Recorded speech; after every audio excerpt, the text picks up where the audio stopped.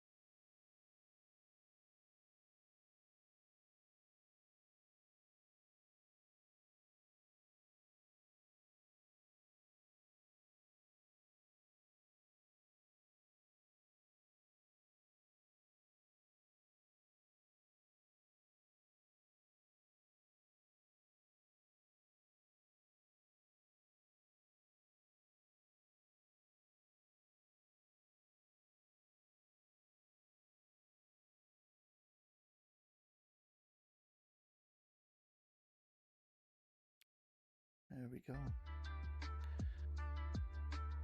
Hello, everyone. Hopefully y'all can hear me okay. Coming in clear. Just gonna bring the world audio up a little bit so we can hear the... There you go. That should be a little better. Welcome in, everybody. Hello. Welcome, everyone. Dax, hello. Headpat Damika. Oh, speaking of which, I need to, don't do any of the old redeems, because I know that they're still there. Don't do any of the other redeems. No, I said don't do it. I said don't do them. Don't do them. Don't waste your channel points.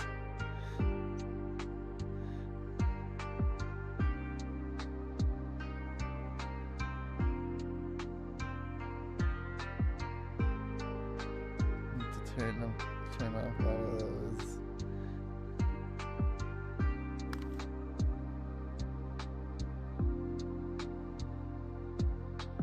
What?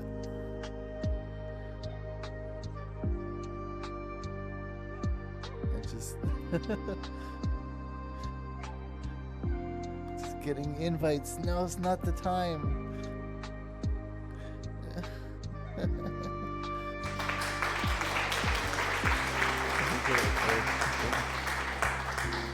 Alright, I'm gonna turn off that one, that one, that one, that one, that one. I think that's good. Down to the basics. You took away all of them. All of them are gone. All of them. Well, I needed to get rid of the ones that might get in the way a little bit. Yeah. There's a couple sound ones and stuff I can leave, but hello, everyone. How's it going, folks? Hello. Welcome to episode 2 of the podcast with our special guests, Kara and T, here live on Twitch. Live on Twitch. Just gonna say hello to the people coming in. 2 men, hello. Congrats on first. Welcome. Sao, hello. Welcome. And Dax, welcome in. Devil, hello. Going about 94% today. Hell yeah. That's pretty good. That is pretty schnazzy.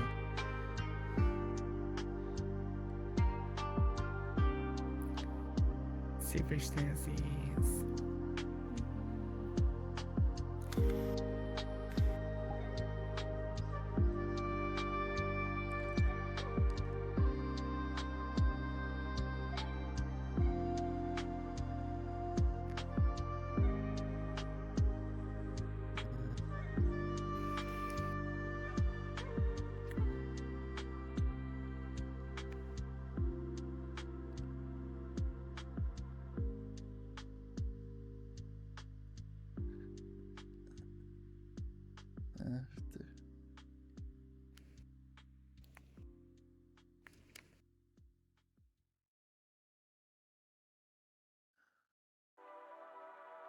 Got the old drinking night event DM, so that's what it was just like being like, yes, I'll be there later. But yes, hello folks. Welcome to our little corner on Twitch. I hope everyone can hear the audio levels okay. Let me know if background levels need to be adjusted. Volume of individuals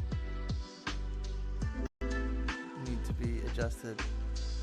But yeah, we're doing episode 2 here. How do y'all feel today? How are you both? I'm doing good. Just got home an hour ago. I made myself a big plate of nachos and devoured it all. Nice. And now I'm here. Nice. How do you like your nachos? What do you usually do with those nachos? I like my nachos over easy with like a little bit of softness on the cheese, you know? No, So usually I'm not sure. I will throw in the oven. Okay. I'm not sure what over I- easy is usually an egg term, so I'm not sure. You bet it. I put it in the oven and I put it to 380 and I grate some cheese in it. Nice. And then I throw it in. I use the pizza pan and I put all the nachos on and I grate it with the cheese.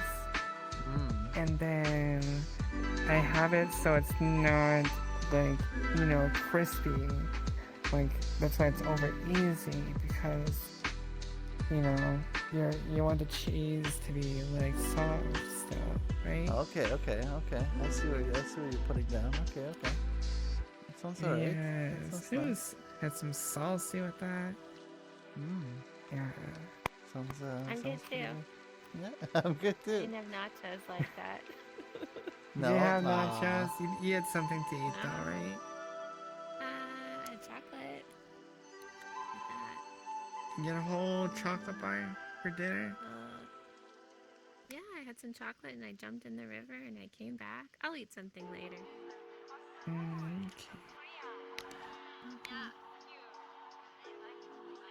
Yeah, I'm excited to be here. Well, that's good. Yes. That's good. I'm glad to hear it.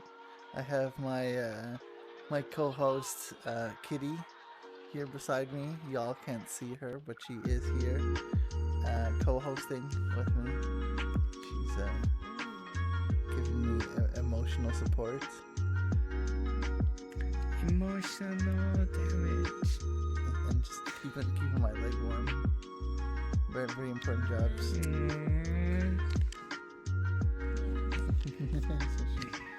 So she's coming up here cozying up with Mama. But yeah, I've had a bit of a day, but I'm happy to be here today, here now. Yes. And so that is what's important. Yeah. I'm glad to be here. I'm glad to have you. It is appreciated. Yeah. For sure. For sure. Yeah, well, we can just sort of hop right in. This is like a really very loose form kind of interview. There's nothing rigid about it, you know, just kind of go with the flows of the Go with the question. flow. Yeah. But we usually just start off. I say usually as if this is a regular thing. This is episode 2. But regardless, first thing I would want to ask you is to just tell me a little bit about yourselves. Well, my name is Icarus Chan. Actually, I am not Icarus Chan anymore. I guess I'm called Kara. I'm formerly Icarus Chan. Icarus Chan's on Twitch. However, I'm Kara, and a lot of people IRL also call me Kara IRL as well. And I guess I do content, and I content create things and make all sorts of content, tons of content. And I also do Unity and Blender stuff. Mm-hmm. And I'm really silly sometimes. And you're really silly sometimes. A little bit silly sometimes. Maybe most of the time. Sometimes. Sometimes, most of the time. Yes. You gotta have fun with life sometimes, you know? That's how I treat things. That's true. Hi Twitch, hello. And I'm T. I use they, them pronouns. And I'm Kara's partner. Kara's my partner. Yeah. And Mika, you're a dear friend of ours. And we just met IRL, so I feel closer to you, which is really nice. That was really cool. That was really cool. I'm an artist. That was super cool. I'm an artist, and I do performances, and I build worlds in Unity, and sculptures, and paintings, and I'm getting into Blender stuff. And I'm also a PhD student. And I am studying kind of like how underground queer communities in VR chat form and how they make content and how they connect with one another, and focus specifically on trans and non-binary people and how, playing this game has helped them and kind of what happens here, because nobody's done research on that yet, so I felt like that was important. I think it is a really... And sometimes I make art with people here too. Oh, yeah, of course. Yeah, I think it's a really, really cool, very interesting and important field to study, to look into. Just because of the sheer power that is like VR chat, and the giving the ability to have one explore themselves in a way that's just not really possible with any other medium.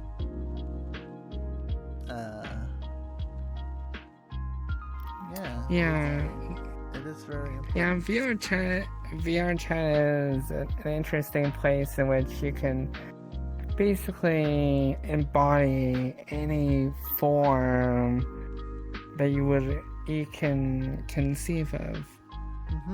And I think having the ability to change forms is really, really interesting as a whole, and being able to experience what it's like to be different forms and how other people also interact with you based off of what you're currently presenting to the other person. But as a whole, additionally, it's really interesting that you can kind of doesn't matter what the form of the person is as well, you get to actually engage with the person that you're engaging with without the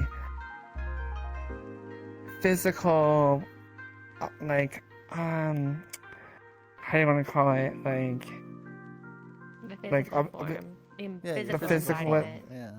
the physical embodiment, and having that inhibit social relations. Right, exactly. And even if it's not something that you're necessarily questioning your gender or anything like that, I think it is a really cool way to sort of explore that idea anyway. And just to embody different forms, as you were saying. It's such a powerful form. You can embody and attack. Sorry, go ahead. No, I was just reading out something from the chat. It says you can embody an attack helicopter, and nobody want to talk to you because that's a bad joke. Oh my. Oh boy, that is true. Helicopter? An attack helicopter. No, it's just I mean, it was just a silly joke. It's just Dax is just being silly. Yeah. I was just saying, just to have that ability, that power is extremely important. You know, like for instance, even like if it's like I was saying, like if it's not in a question of like your gender necessarily, or maybe it is, but like, so I was hanging out with Dead Pixel last night, like I was telling you, and you know, in the physical world, they are a tall, bald, bearded person, you know, and in VR chat, they were like a cute Neko girl, you know, and the like massive difference in like presence and like approachability, like from like the physical realm to that of VR chat, you know. If you were to put those two physical forms next to each other, like, you know, all of a sudden people are sort of flocking more towards the Neko girl, in a sense. Yeah. You know, and just like allowing people to embody something that like may feel more comfortable to them, or like just allow them that like approachability that they desire. That's very true. Like, I think another big thing about it is we're born and we're put in one of two categories. And no matter who you are, I believe that there are limits. Well, there are limits around those categories. And a lot of people find those limits limiting. Or, you know, you have like assumptions about who a male is, who a female is. Like a male can't be cute and small and huggable and sweet and tender. So that ability to embody that and experience that, I think, is very powerful, no matter how somebody identifies. And then I think identity in general, like when you're a kid, you're playful, your identity is flexible. And I think something this game allows us to do, this social world allows us to do, is to go back in that space, which I think is our birthright, of having this flexible, playful identity. Yeah, I think that's very powerful true. for everybody, whether you're queer or not, or what age you are. No, absolutely. I can understand what you're talking about. Cause like, yeah, when you're young, you can kind of just do anything, and it doesn't really matter too much on gender and stuff like that. And the older generation might say like, you know, you need to mature, you need to grow up, and then they want you to act a certain way based on certain parameters, and that's just like not how it is all the time. And especially with now, I feel like now these days a lot of people are a lot more connected online and can find a lot of these communities more faster and fluent, instead of having to go to a queer bar or a queer, you know, group. You can easily find these groups like almost anywhere, and VR chat is a perfect like safe haven on a lot of these communities, and allows you to basically to be a part of these groups and without having to leave your house. For some people that have a hard time socializing in general with other people. Absolutely. Absolutely. And this is like such a great platform to sort of practice that, you know, those social interactions, while still like maintaining like safety within the home, and be able to sort of express and have that connection outside with people. And if there's somebody who's rubbing you the wrong way and not respecting your boundaries, you could just simply block their ass, and that's be done with it, and move on. And I know it's not something you can't do IRL, or rather in the physical, but giving that opportunity, I think in VR chat allows us to be able to just have that freedom, and sort of less fear of their physical presence. Yeah. But so like one thing, like the next thing I sort of wanted to cover was how do you experience queerness, like, and what does it look like to you?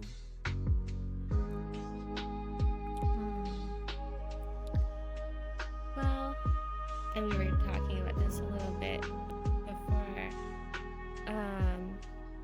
I experience queerness like in a very broad sense, even beyond like sexuality or gender, as like a non-normative way of being in the world.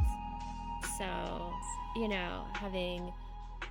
growing up and feeling friction with all of these like categories that were placed upon me, and being like, oh, there must be other ways. So that in a very broad sense, and then connecting with other people who were living outside of those norms, like whether it be politically or creatively, or like treating like work-life balance differently. And I think it's queerness in a really broad sense is sort of like a political project of pushing against the constraints of the world. And then, of course, it's also related to who you love and how you love and how you embody yourself. But I don't think it just needs to be limited to that. Yeah. Because, like, like we referred to earlier, is that, people just have expectations of what people should be and how people should act based off of certain parameters and stuff like that. And, outside of that, like, being queer is just kind of going against the grain, as it were, in that way. Right. Yeah. Pretty much it. Well, I mean, it doesn't necessarily have to be, but I guess I see what you're saying as far as like, I mean, it is kind of seen that is. I mean, like, the reason why I use the word queer, anyways, it is inherently like something that is meant to use as like something that is beyond the norm. And so inherently that is definitely the case, but also like that is not necessarily a bad thing as well, just something to really strongly focus on. That just as a silly thing is like, you can say like a lot of people that are born male have short hair, like the majority, but there's going to be a percentage of those that have really long hair, right? And so it's like, that's not necessarily like queer, but like that is like its own pocket of like different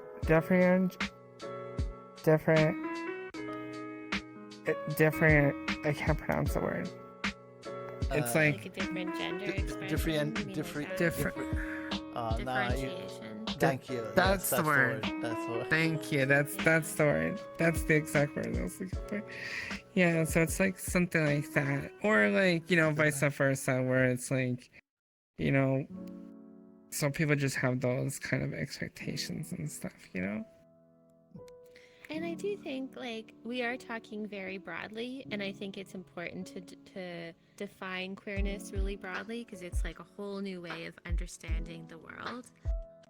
And I know a lot of people don't like labels, but I do think like all of the labels within queerness, like, you know, two-spirited, lesbian, bisexual, trans, non-binary, agender, intersex, like asexual.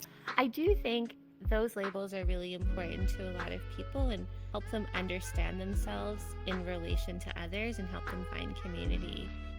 So like for me, I'm non-binary, and that's only something that, you know, as many people know, like has really taken hold in the last like what, you know, 10 years max, maybe like less than that, probably become popularized. And that was essential for me to learn. Sorry, go ahead. Like, well, I guess I'll just say to like learn that other people had the same feeling as me, that female, which is what I was assigned at birth, didn't fit. Also, like male didn't fit, and I felt like somewhere in between. And then when I learned like, oh, other people have this experience, I felt validated, and then I could seek out those people and see how they were living in the world and connect with them, and that felt very expansive to me. No, I really like that. And I think like you're saying the non-binary is kind of like picked up over the last as far as like it being well known. Yeah, like 5 years, really recently. Yeah, I think so.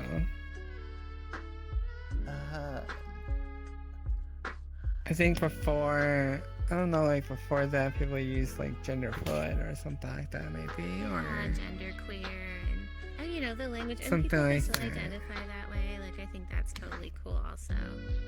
Yeah, I guess not for me in this moment. Yeah, because it's kind of like you don't really want to have a label.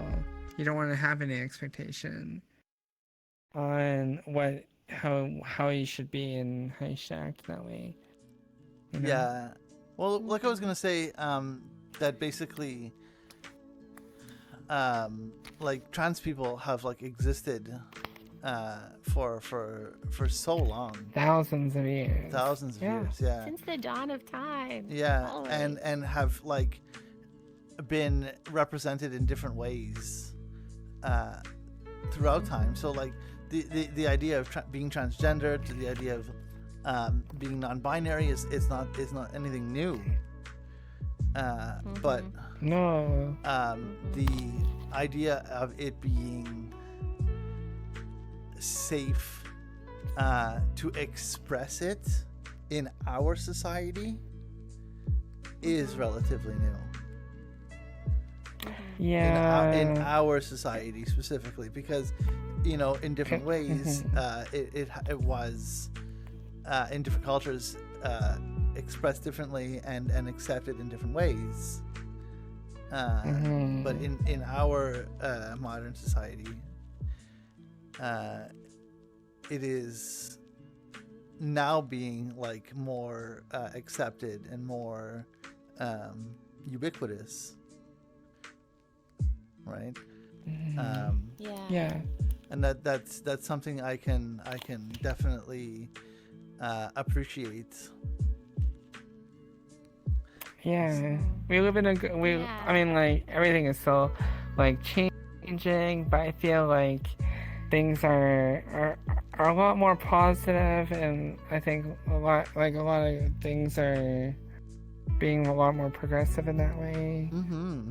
Absolutely. And you know, things are obviously like still, you know, kind of like going up, like depending on like the political stuff or whatever, not to get into politics.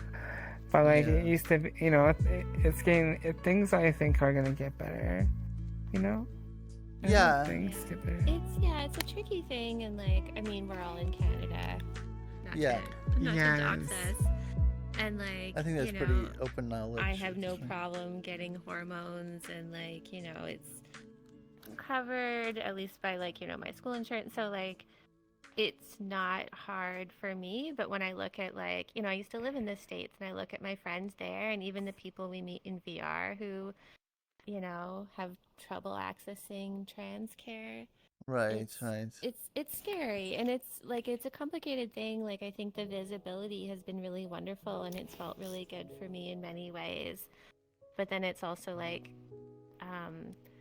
it sort of felt like this became the new cause, and then became something for, like, the far right to grasp onto, and to be like, these are our new enemies.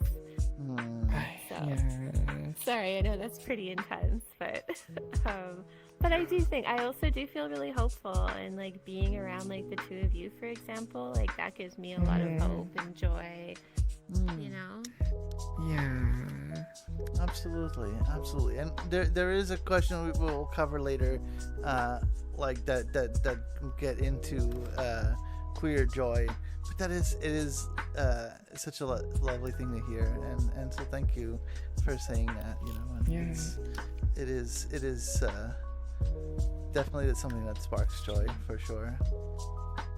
Spark all the joy. But yeah, so, like, next question I'm gonna ask is, when and, like, how did you realize that you were queer, gender nonconforming?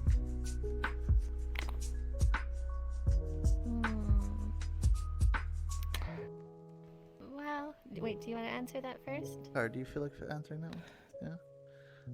Yeah. I can answer. Yeah. Okay. I can answer.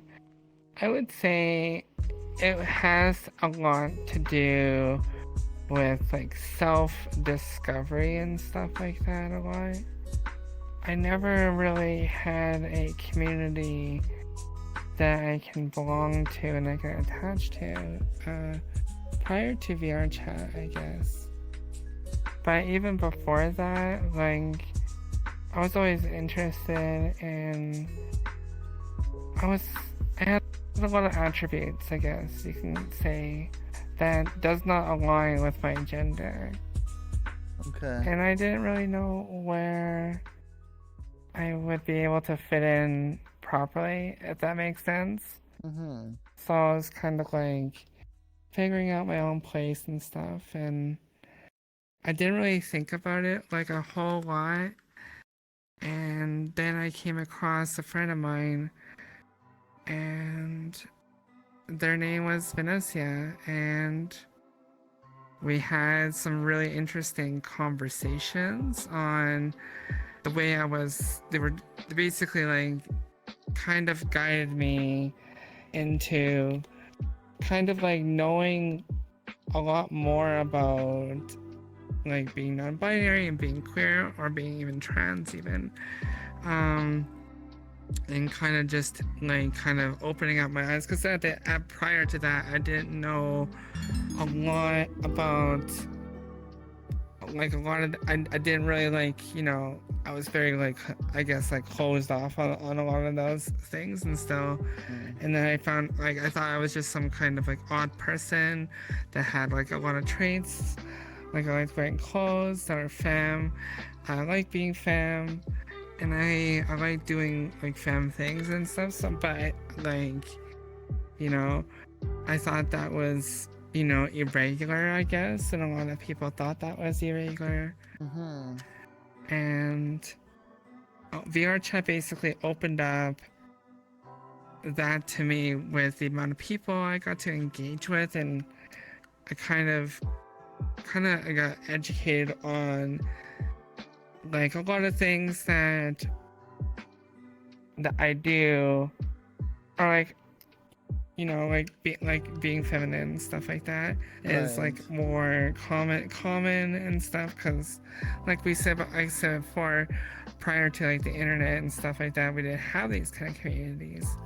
And for me, I didn't have that kind of community for a very long time. And so, and then I found a wonderful place, like, I can belong to, and I met Vanessa, and then through Vanessa I met Old Girls, and then through Old Girls I met my wonderful partner T. you know, and so it's like it's been like a whole journey and stuff like that, and you know, like I'm still finding like more about myself and figuring things out, and I'm taking one step at a way, and it's been, I feel like a lot more happier than I ever been. Oh, I love that. If I were to be honest. Yeah, Yeah. that's great. I love that. And I didn't know that you actually like had sort of ended up like discovering yourself and coming out through VR chat. Yeah, well, when you become immersed in like a body, for example, as well as even like prior to that, but like I had traits prior to that, but like I guess you can say by being in VR chat, being embodied in a different form, I'm able to express myself in a way that I couldn't before, and I didn't, if that makes sense. Like, I guess it like, it increased the intensity of the traits that already existed in myself. Okay. If that makes sense.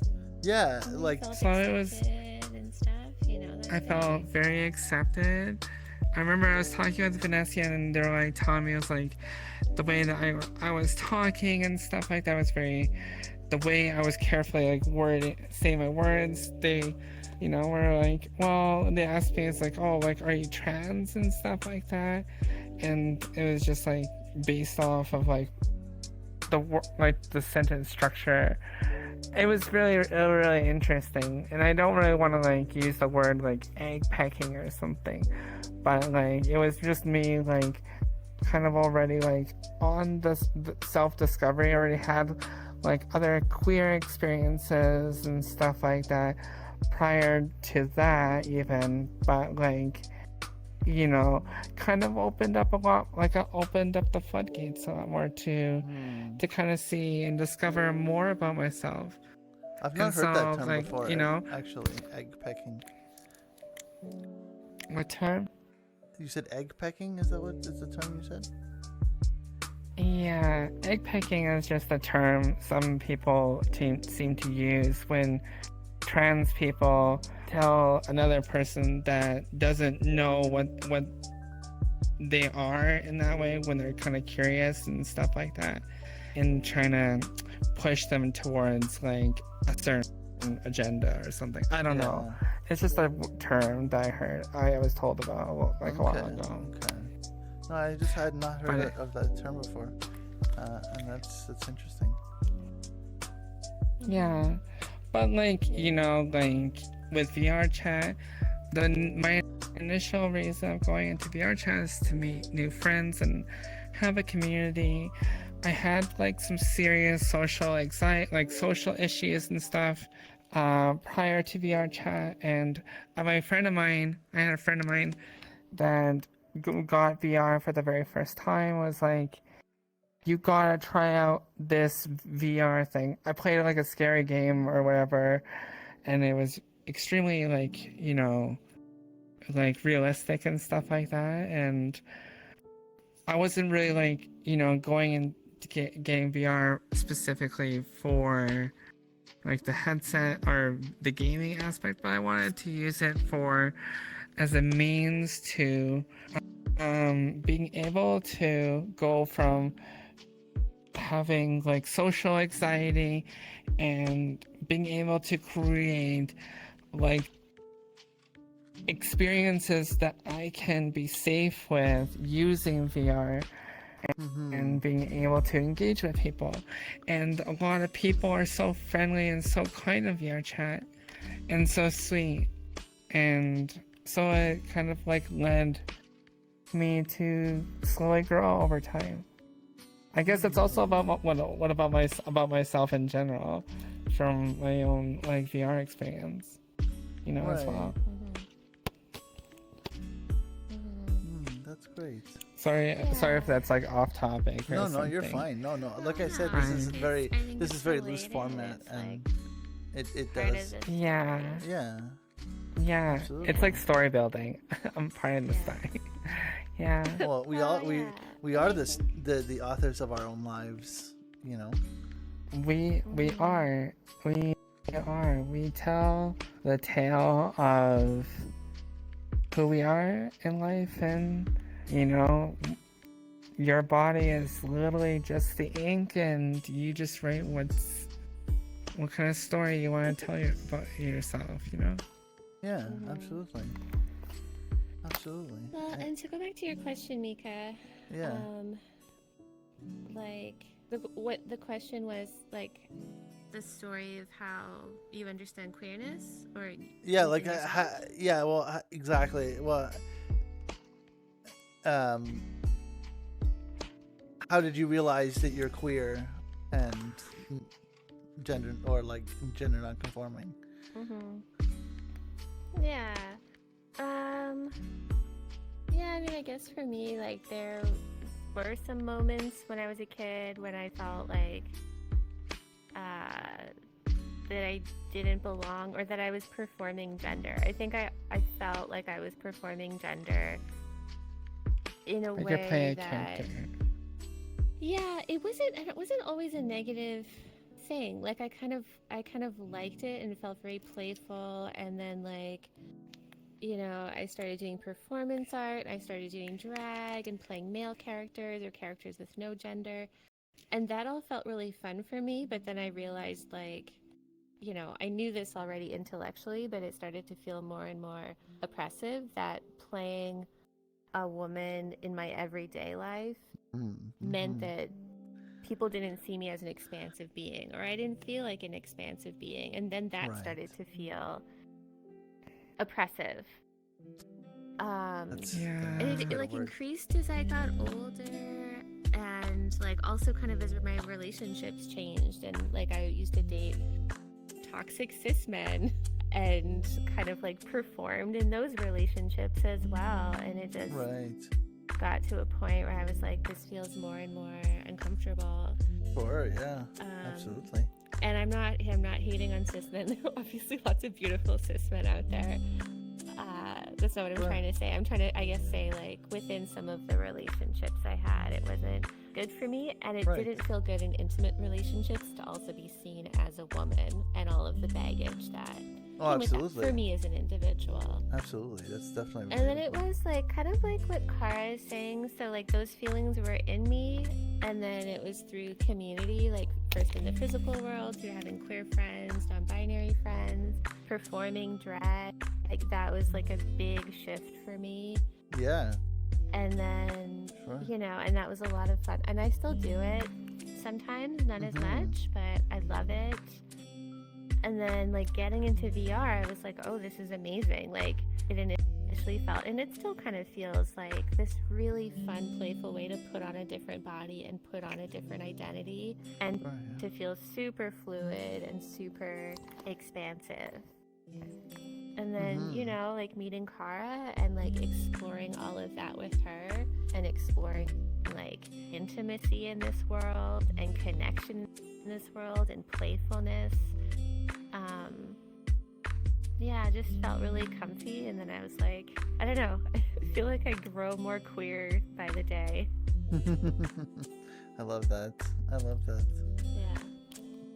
Well, it's interesting that both of you have that in common, that like queerness like only grew, or was like the ability of like putting it under a microscope and being like, hey, like this is me, you know, and discovering that, and going from point of like, you know, performing gender, as you say, and feeling like there's just something not right, to finally getting to a point where it's just like, hey, you know, this is actually this is actually not me that I was assigned at birth, and you know, that's something that I've said often growing up, and which sort of rang true when you had said that. Like always joke about the fact that like I have been like cosplaying as a boy, you know, growing up, and doing like a very bad job at it. But you know, it in a very similar vein to see you're saying, like you're performing, you know. You're just playing a character for the audience, and the audience is the family, the family or something. In society.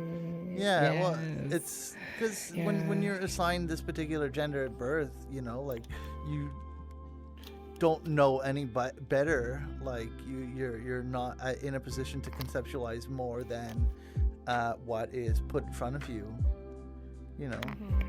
But once you're given that time to explore those things, and socialized into it. Yeah. For sure. Yeah. And I think performance can be so beautiful when it happens outside of being relegated the role of you're a boy, you're a girl. Right, yeah. You know, when you feel like all of these different forms of expression are available to me, you know, and I can transform over time, and, you know, I might want medical intervention support at some point. I might not, like, and to be like, you know, it doesn't have to be this fixed thing, or even a thing about like a childhood story. Like, I don't have the same childhood story as I think other trans or non-binary people I've met, and I don't think my dysphoria has been as intense. And I think that kind of kept me from claiming the label for a while. But I think, you know, I don't think that's like helpful for the community and for us as individuals. And it's like we should have as many stories as possible, and like what you're saying about like, you know, the ink of the body and writing the story and it never ends. You know, that's really beautiful. That is very true. Yeah, that's it's really nice to think that, like, you know, we in a lot of ways, you know, we do have control over at least how we shape our lives sometimes, you know, and sort of being aware that we are the author of our lives, and knowing that we like, even if we write down a page or write down a paragraph to sort of continue the metaphor, like, that is not like we don't have like an eraser that which we can just kind of scrub off and rewrite those paragraphs. You know, it's not, say, like, it's either like a magical erasable ink or pencil. You know, that's, you know, that we can sort of go over those lines again and say, like, sort of change things up, because it's not written in stone. You know, it's we're malleable, where we grow, we change, we discover ourselves, and sometimes we only discover like part of ourselves at first, only to later be like, hey, like, you know, hey, we're maybe a little bit more complex and different than I originally thought, you know, like.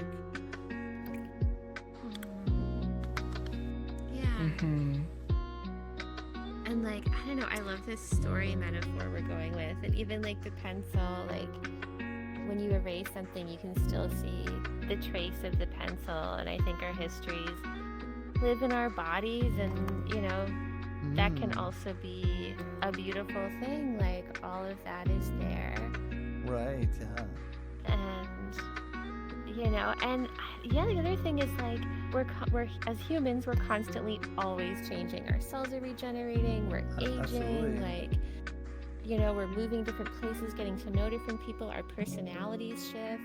So extending that to gender identity, all forms of identity, I think just makes a lot of sense to me as a human being. So it's confusing to me when when some of the categories are very rigid. Yeah, absolutely. Yeah. And to sort of play off that, like you're saying, that like, you know, you can see, you can still see like traces of your previously written paragraphs, you know. It's, you know, we are the combination of our experiences, and they help and shape as we grow, and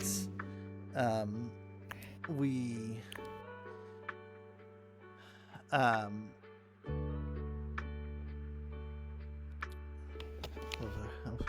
where was it going with this? Yeah, just being able to sort of adapt and change as we go, and learn from those things. Oh, right. And like, even though that some experiences that we have, you know,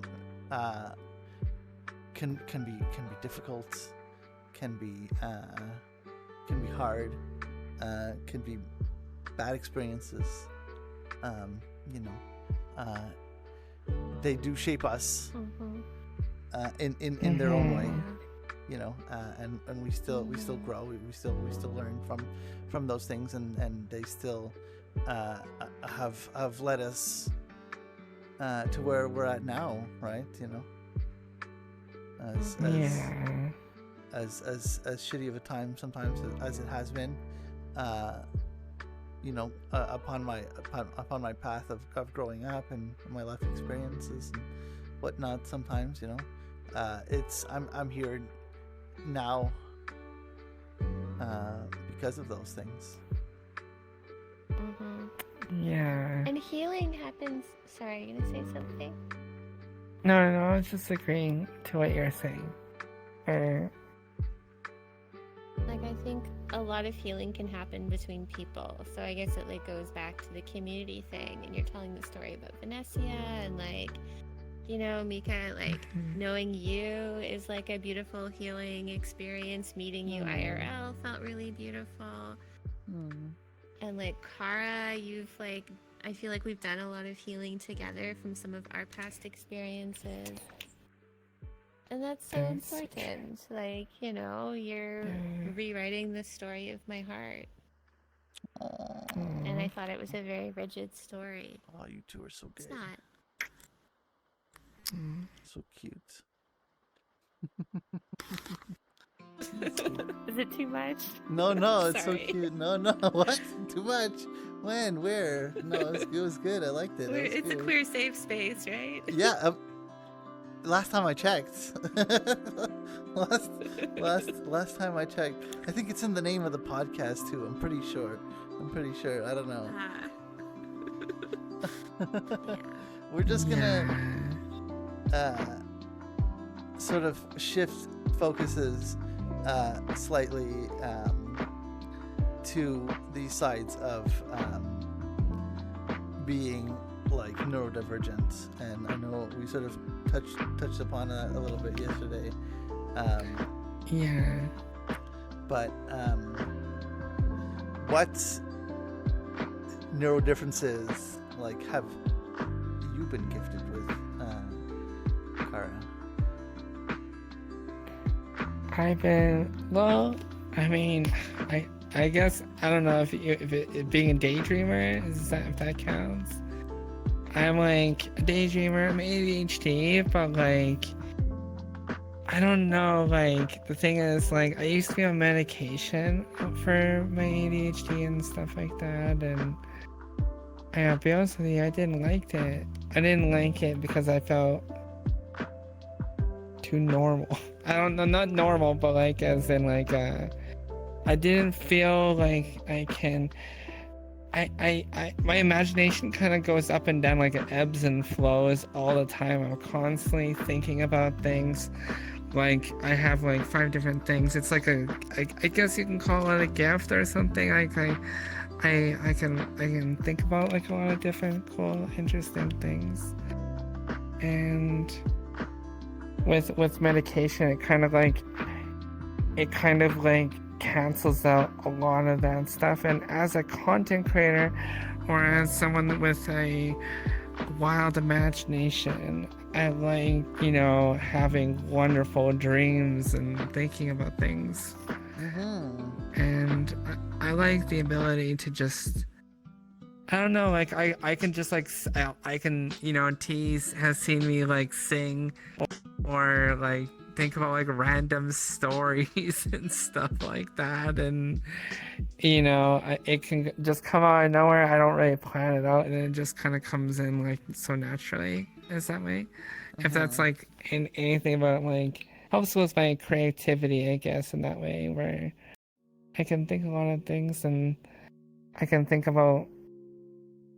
I don't know if that's like anything about being neurodivergent, but you know, like it's just like how I see like a lot of see and do a lot of different things. Yeah, well, you know? absolutely. This sort of was this first question was just sort of to focus on, but you've kind of naturally pushed into the next question as well. This was just to sort of cover like what neurodivergencies do you have? It was the first question, but the next question that we were leading up to was like how has it like shaped your life, and also like how has that, like in conjunction with being queer, shaped your life?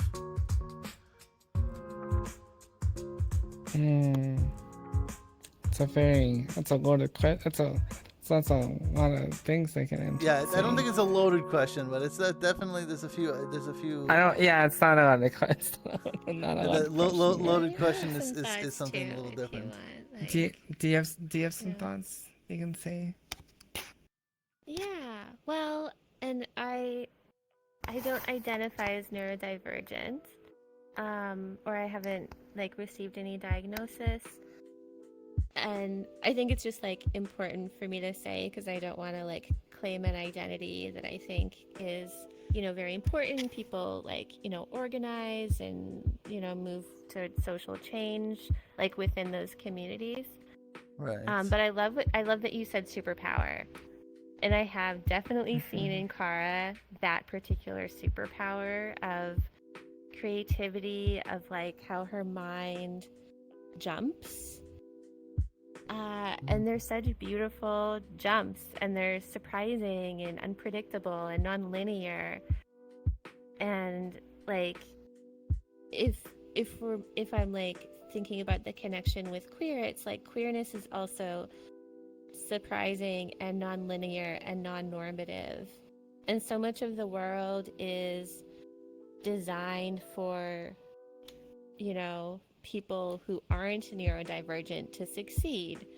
And it's a kind of like capitalist project that's like, okay, you have to be linear, you have to be productive during these hours, you have to like be focused. You know, there's so much emphasis on focusing, and if you can't focus, you're not going to be successful in school or your relationships or work. Yeah. And I think that's like programming, social programming that hurts a lot of people. And even as somebody who like I have fit really well within the system and I've done really well in school, but I'm like, I do consider myself institutionalized in that way. And I have, I think, certain rigidities because of that.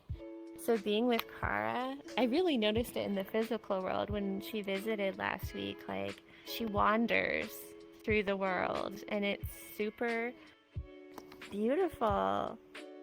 And I want to embody some of that. And I was like, I felt kind of bad because I was like, you know, keeping track of you and being like, all right, focus, we got to get to the next thing.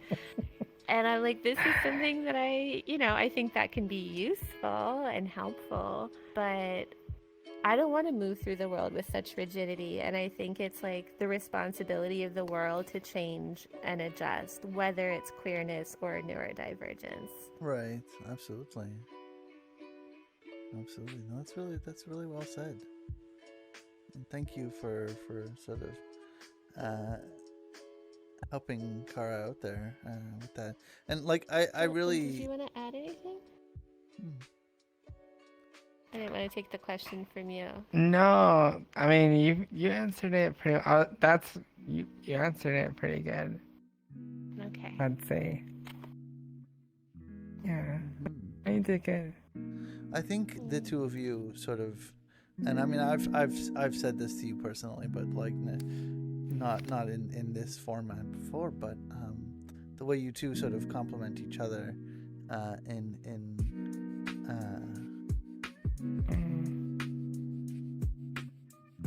like in your differences and in the fact that like you each have your own superpowers. And for the record, I didn't coin that term. It was my friend Jer2 Bear who had told me about that one.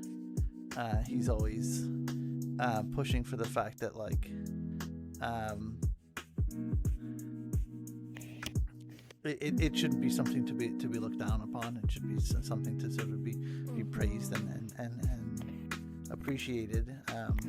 Because his husband is very much like ADHD, and they actually have a really pretty popular TikTok account actually. Darcy Michael. I don't know if you've heard of this name before, but they like basically like videos of like this thing like pop quiz for my stoner husband or anything like that. Have you heard of? Maybe not. Doesn't matter. Just the idea that it can be seen as a positive thing. Yeah. And just going back to what you were saying, like the fact that you two sort of balance and complement each other, and you know we all have different ways of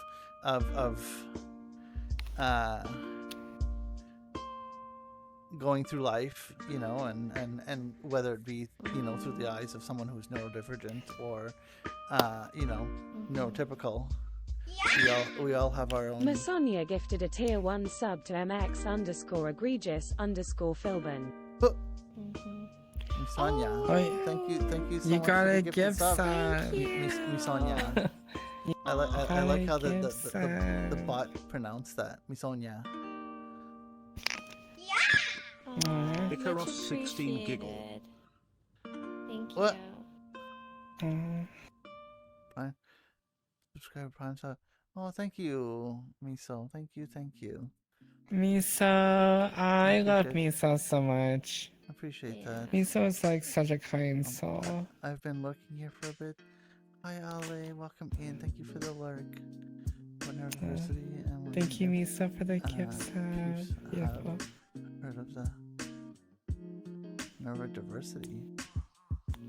Yes. Is it okay that I'm reading Angel Tale's beautiful comment?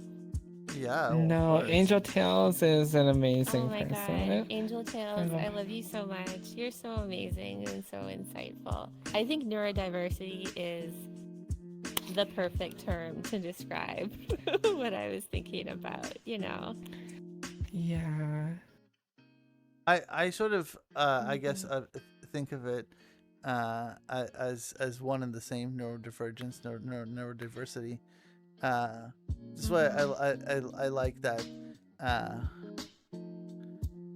That's why I had used the term before, neurodifferences, in that sense, because you know, or some people like to call it like neurospicy, or you know, there are many different sides of the same coin. Neurospicy. Well, yeah, and like, I mean, like I said before, like I don't want to claim an identity that I feel like is not mine or hasn't shaped my life, you know, I guess in a way that's felt really hard. But even something like I'm like realizing more and more I'm sensitive to noise and to light. So like I got those little earphones that a lot of people with like, Loop. you know, highly sensitive hearing or autism will wear, and I started wearing those. And it's like a game changer, and I'm like, I'm so glad we have more tools like this. And then it's like this idea of diversity, like I'm like, you know, the more and more I think we talk about this, it's like so few people can function in the world as it's set up in this moment. And being aware that there's this like spectrum of, you know, things about the world that don't feel good, systems that don't feel good, and that we have tools to help ourselves feel more comfortable is, you know, part of that diversity. Absolutely. And being like sensitive to like sensory input is in its own right a diversity as well, you know. Yeah, because it's different from the norm of people, of the expectations and stuff. Right? I have those as well, and you see, like they are a huge game changer. # not sponsored, but please sponsor me. They are they're fantastic. I have 2 different sets of them, 2 different decibel levels, depending on how much of a dampening I require. So say like if I'm in the metro, I use the ones that are a little bit more, because I want to close myself off a little bit more, have a little bit more noise to sort of filter through. But you know, if it's just like a crowded, noisy room, but I still want to be aware of the conversations around me, similar to like putting earmuff mode on or whatever in VR. Yes, I think VR taught me this as well, how sensitive I was, like being able to turn down. Yes. What's that? Yeah, the earmuff mode and stuff like that is really nice to have. Or even, I'm like, you know, go ahead, yeah. Oh, sorry, I keep cutting off. That's part of my ADHD No, sometimes. please go. But it's like, I'm very sensitive to when I have a lot of people around me, or if there's like a big party and stuff, and I'm in a VR world, and it's very noisy and hard and overwhelming and stuff. And it's like nice that you can actually have like tools even for IRL, like T mentioned, that can kind of reduce a lot of the external noise, because it's like overwhelming sometimes, at least like for me even too, right? Absolutely. It's so nice that we got these kind of tools in place. And the dark mode too, like, you Yeah. know, and you're always very specific about that, Cars. Like, let's go to a darker world, or the dark mode is over here. We can adjust these things.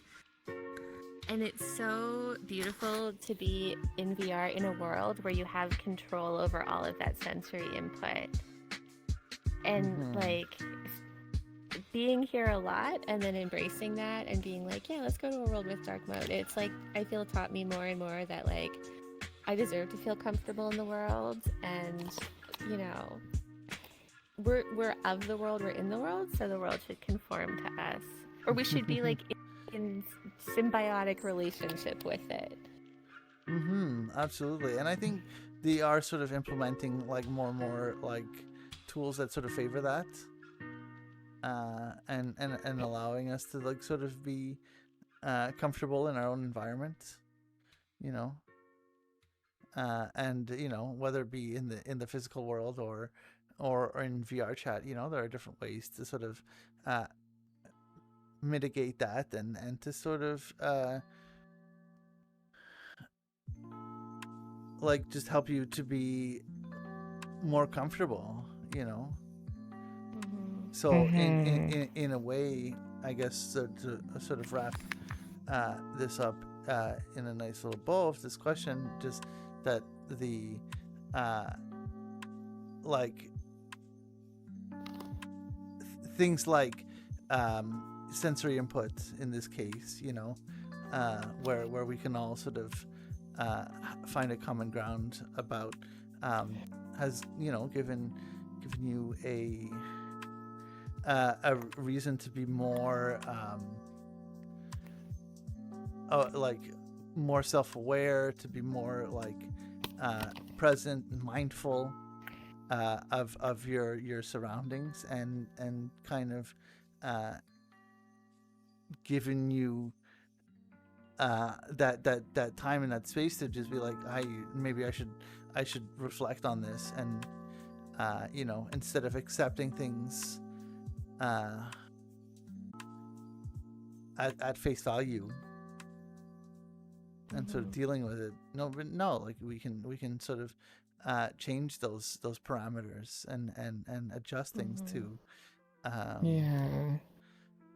fit in to what makes us comfortable, and sort of be more mindful of our physical boundaries. That's so Very true. true. Yes. So yeah, like, you know, even though going into this question, you were saying that you don't really identify as you know, neurodivergent, or but, you know, on the tail end of this, I mean, you do sort of share some traits and share some ideas that sort of carry through, you know. Yeah, it's true. That's true. And, you know, maybe that's helpful. Like, I think if more people examine themselves and examine their lives and be like, what's comfortable, what's not comfortable, like, maybe more people would understand themselves that way. And, like, you know, the push to change the world might be stronger. Yeah, I've been really on a path of like mindfulness recently, and just sort of being self-aware, you know, and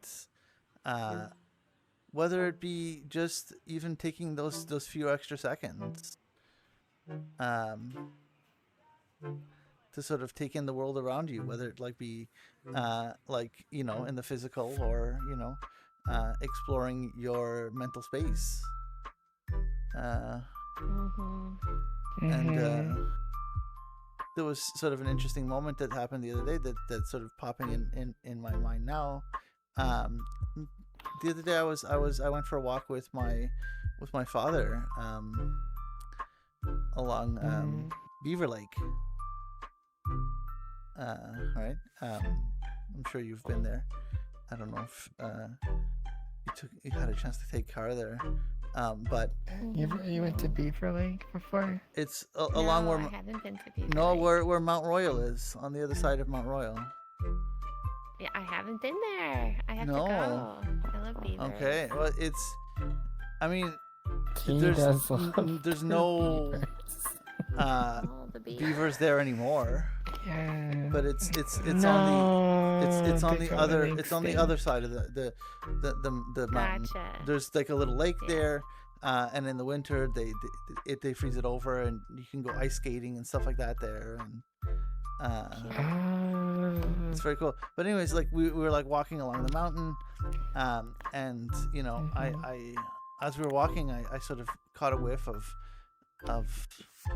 the smell of nature for a second, and I stopped in my place where I stood, you know, and I was like, I'm like telling my dad to stop, and he's like, what, you know, and I'm like, just smell that for a second, you know, and he's just like, what, like, I'm like, the air, just take a second to smell nature. And he didn't really like it didn't really process it first. I was like, just take that moment in, you know. And so he's like, well, what is it? I was like, well, yeah, the smell of nature, it's beautiful, you know. then we went on to have this conversation about mindfulness, because I wanted to sort of take that time sometimes to just be like, even when you're walking through nature, even if it's been on a path that you've been before, and yes, I'm still like using this as sort of a metaphor to your mental life as well, that it is okay to take the time to smell nature, to take the time to sort of sit back and reflect on yourself and be like, hey, like there's something else going on here, and it's okay to just take that time, that path slowly, or at whatever speed that feels comfortable. But for me, and slowness. Sorry, go ahead. Yeah, no, you're fine. Just like you were gonna say, like taking that speed at a slower pace is what's comfortable for me. It allows me to have that time to sort of process things. It's so true.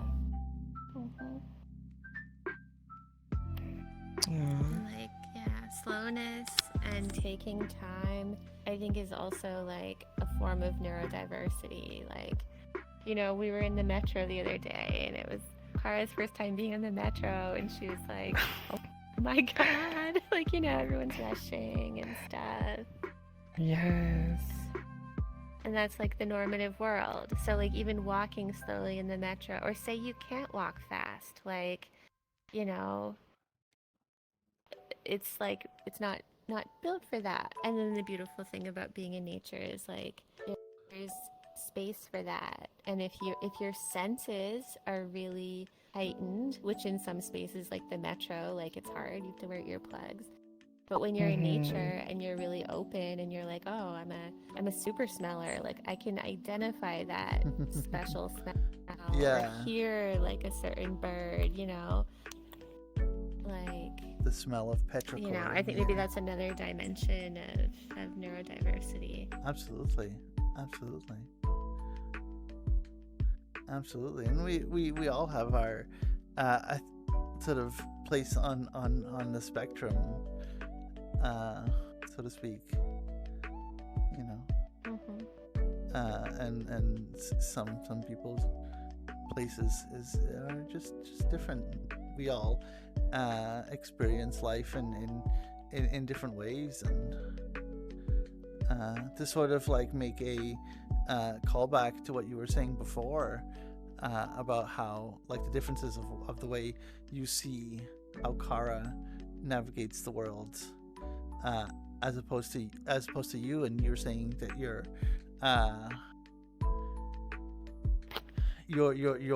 way of going through life is a lot more rigid, and I don't, from my your way of seeing things is very valid, but and the way I'm seeing things is like you both have your own ways of going through life, and it is like normal to sort of like idealize and be envious of other people's way of doing things, but I don't think you should sort of discount the way you see your life, and the way like the fact that you two have like a very unique way of going through life. If y'all were more similar, I don't think the dynamics that you two have would be quite the same. It's the appreciation of differences, of diversity, that is what's important, and how well these traits can complement each other.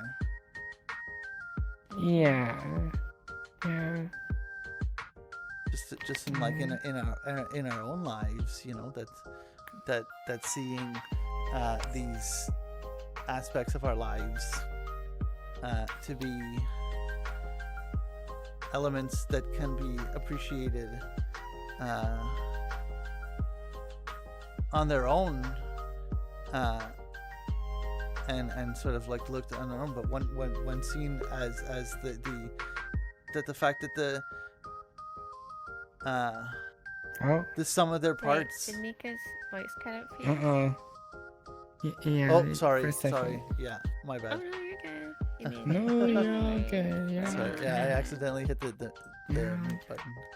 No, But yeah, I was just saying that the basically the sum of your parts are greater than just like looking at each part individually, you know. And that's so true. That's so true.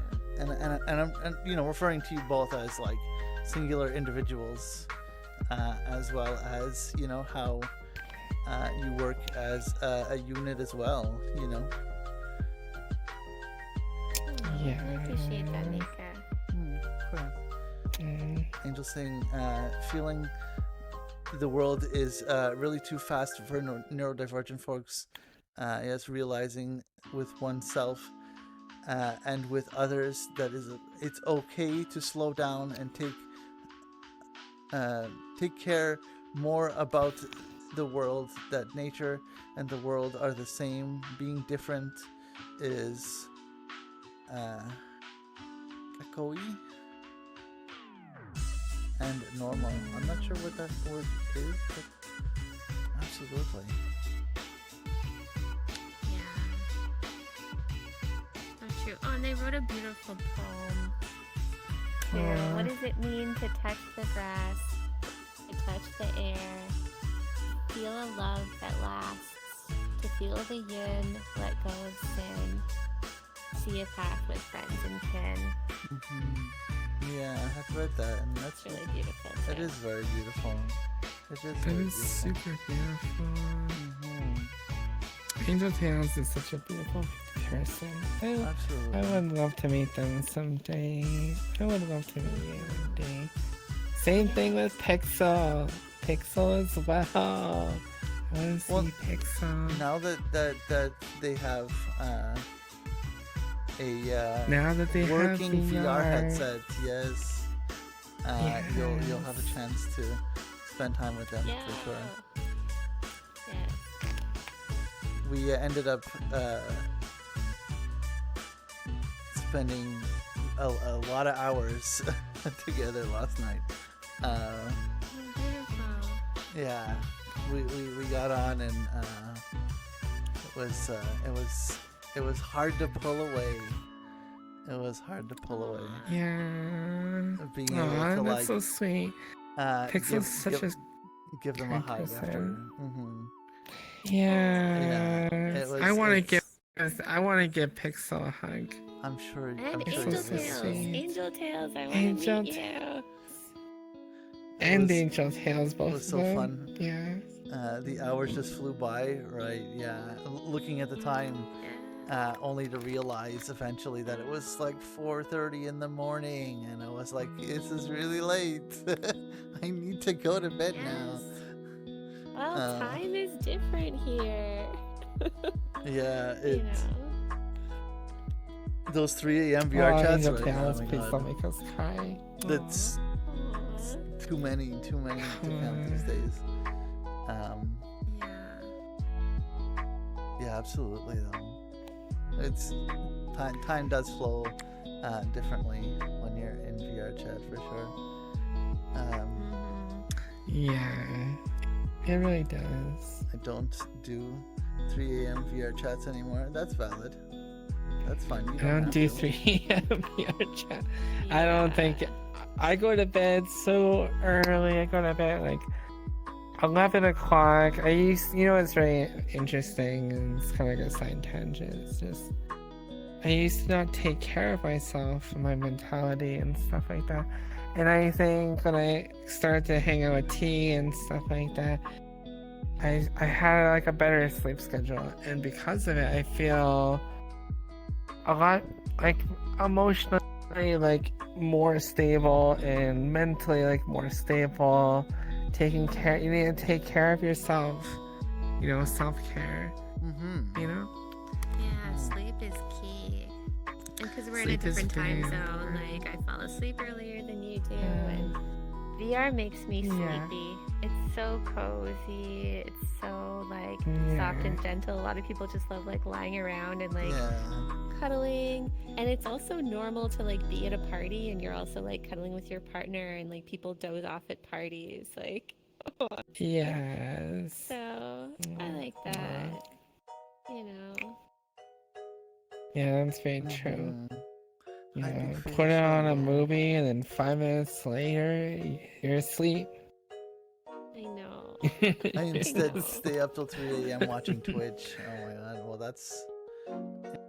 Is that Fishy? Fishy! Fishy's there, Hello, Fishy! Hello, big fish. Look at the comfy bundle Hello, of friends there, Fishy! And when you were saying how comfortable you get in VR, that's what when you were saying like, oh, do you mind if I lie down? And I'm like, yeah, that's fine as long as you don't fall asleep. It's like I know how comfortable you get in VR, and I'm like, well, I mean that's fine, but you know. No, I'm not gonna fall. And when I'm talking with people, I rarely doze off in okay, conversation. I'm glad that you said rarely. I'm glad that that we're Yes. that's. Well, because I don't think like Cara is telling me a bedtime story and it's going all over the place and it's full of imagination, or you know, like how could you not like fall asleep? She does those head pats. Oh my god. I love giving hand pats. I love, you know, I just like making people very, very comfortable and stuff, you know. Absolutely. I like, at the end of the day, I just like melatonin pill over here. I just like to bring happiness, and I love bringing happiness to the most people I love, whether it be my partner or my friends who are also right here supporting in chat, like Fishy, Angel, me, Sonia, Harley, Quinn, and so many more. Yeah, I love Big Fish. There's a lot of really good memes in chat right here.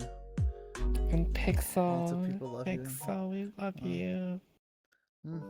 Lots of love for Dead Pixel. Lots of love. Lots of love to everybody, you know. Just sort of like to jump back into questions here. Oh yeah, questions. Yes. What? Because we did sort of loosely touch on this earlier, but what like experiences and communities have you found that helped shape who you are?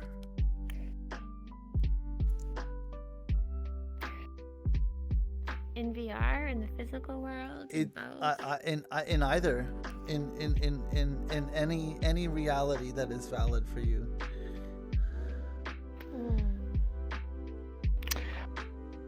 I would say in VR, because the majority of my communities come from there, and my communities come from there as well.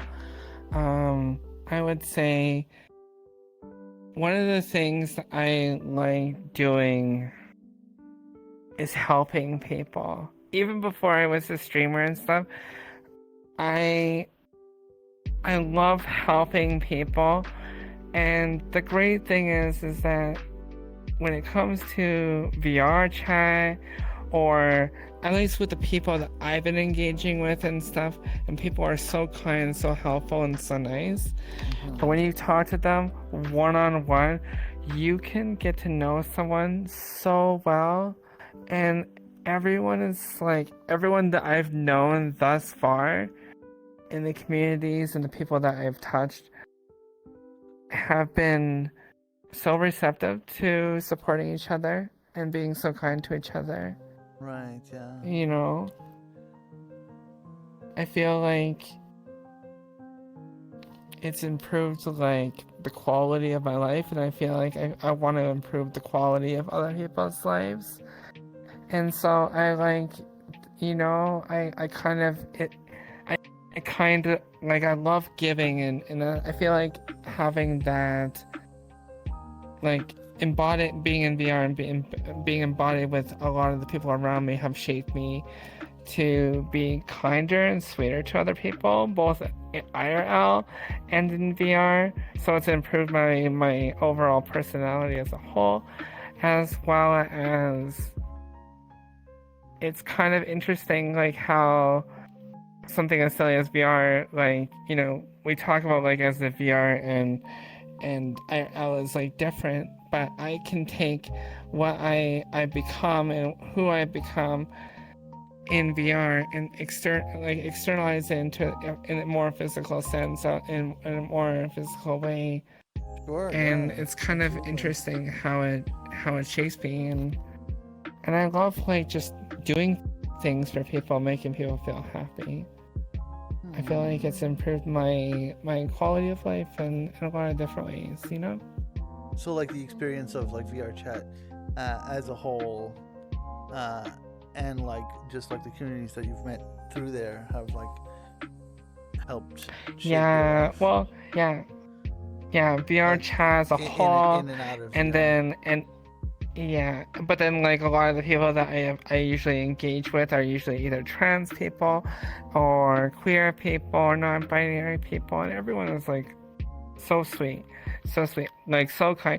Like there are like cis people on VR chat as well, and they go in their own communities. It's a little bit separate from the people that I engage with. So, and I feel like it's a lot different. It's just different, I guess, in that way.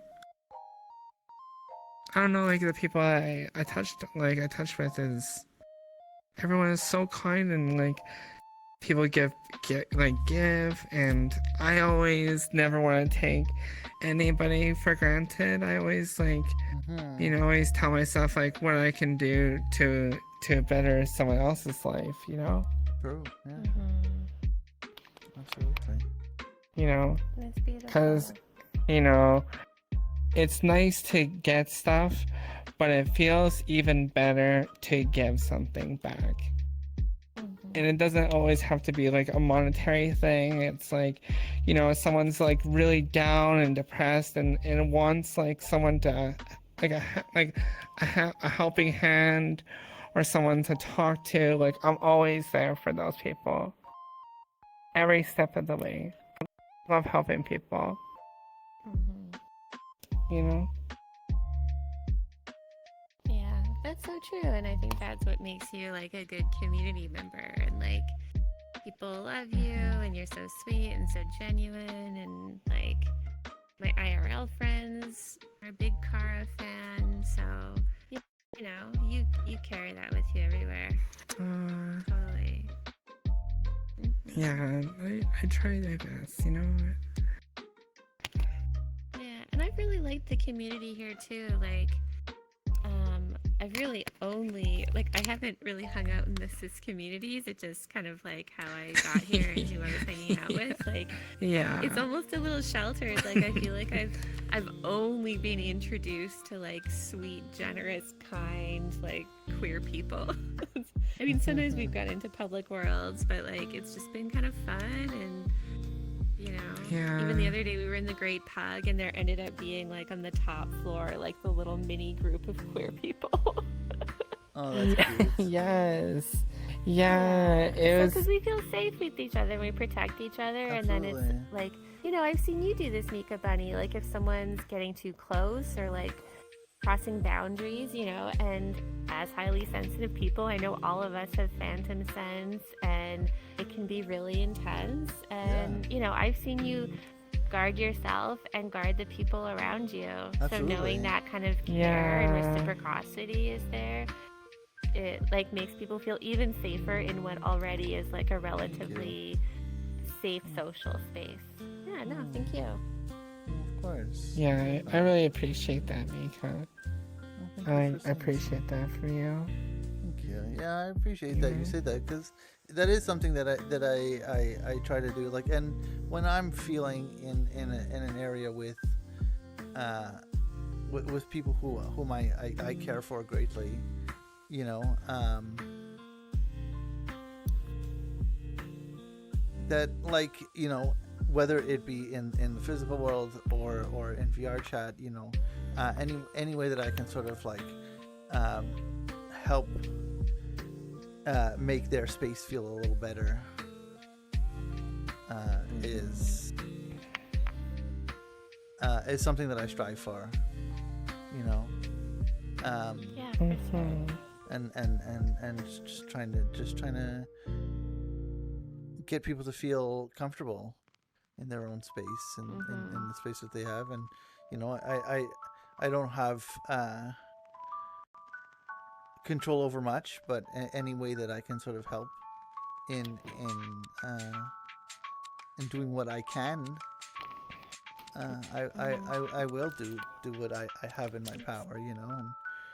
And sometimes it's just being like, hey, do you mind like giving those two some space, because you know, like you're right up in their fucking space, you know, like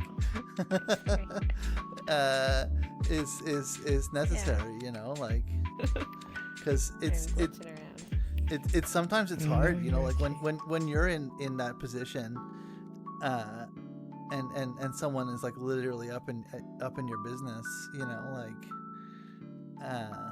and sometimes people on desktop, like, I know it's a totally different form of embodiment. Like, I don't know, it's like people don't realize, or maybe are like newer to the game or something, or you know, They get too close. Are sensitive to boundaries. yeah. Well, you don't embody that same space. You don't have that awareness of physical space. Different. You really don't, I feel. And then there's nothing against people that are in desktop and stuff like that. For it just sometimes, you know, there is a certain vibe that or a certain energy that comes in that territory, and you know, yeah, you know, and that's not it's not a like different form of embodiment. Absolutely, and it's not like a generalization. You know, like, you know, there's different experiences with different folks, you know, and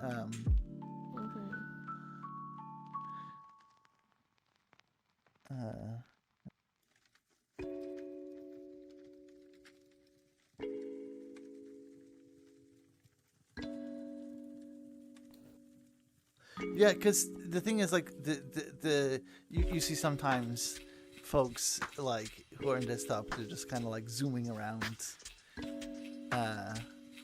and kind of just like running through you, and you know, but I don't think it's necessarily like a fault of their own either. It's just because when you experience like VR chat in 3D versus just like on a 3D screen, on a screen in a 2D landscape, it is a much different experience. You know, 100%. And like, I think, go ahead. Oh yeah, no, just being aware of that and mindful of that is like super important. Yeah. And it's such a different way of connecting socially than any other platform. You know, it's like Instagram or Facebook, which like market themselves as social platforms, but it's a different form of sociality. And like, not to go back into the political, but there is like a capitalist agenda woven within those platforms that you know, prevent you from connecting in a way that feels very human. And it was such a surprise to me to like show up and be like, oh, I can't look at my phone. So like, I feel often like really present with people here, sometimes even more than in the physical world. Oh, that happens to me all the time. Yeah, like I lose my presence all the time in VR. I forget everything about my phone. I remember like even on my birthday that like apparently one of my parents actually called me while I was streaming, and I didn't hear it. And they shamed me later because I was like, oh wait, what? Because I wasn't attached to my phone. And in the norm, the majority of people are like, their phone is literally like hooked up to their brain, right? So it's like, and I'm not like that. And people might You know, see it as ironic because it is like, yes, we're immersed in this like manifestation of technology.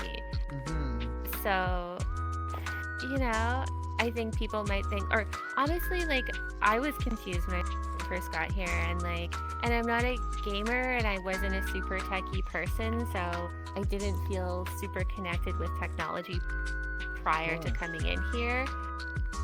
So, you know, when people told me like the number of hours they spent here or that they fell asleep here, like,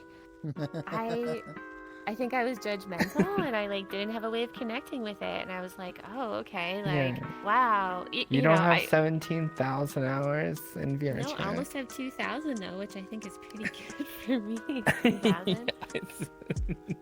Yeah, I think that's really Yeah, really but good. it is really different, and it's different than being tied to your phone where you're like receiving information. Here I feel like it's an exchange of energy, and the presence is so radical. Absolutely. And it feels really intimate, and you know, looking at a two-dimensional screen, like where you're just tapping it, like that's not intimacy. That's an interface that like blocks you from connecting.